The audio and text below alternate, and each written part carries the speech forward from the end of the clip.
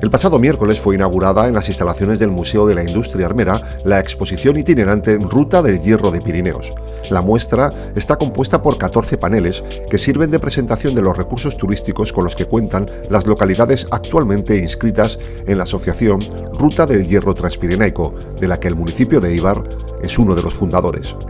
Los paneles nos van indicando, según las poblaciones, si son de fraguas, si son rutas del hierro, si son minas, si son paseos paisajísticos, si son monumentos. Entonces es una exposición muy bonita porque nos da a conocer la importancia que ha tenido esa transformación del hierro. El objetivo de esta exposición es dar a conocer el hecho de que la región pirenaica fue rica en un mineral como el hierro y forjó durante siglos una tradición siderúrgica que acabó plasmándose en una importante riqueza económica. Desde la minería hasta las fábricas de transformación y fabricación de distintos utensilios han marcado en gran medida el desarrollo industrial y cultural de las poblaciones de la cordillera pirenaica.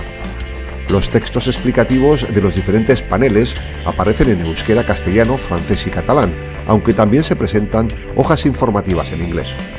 La exposición se puso en marcha en el Principado de Andorra y desde allí comenzó un recorrido por Cataluña, Aquitania y Guipúzcoa.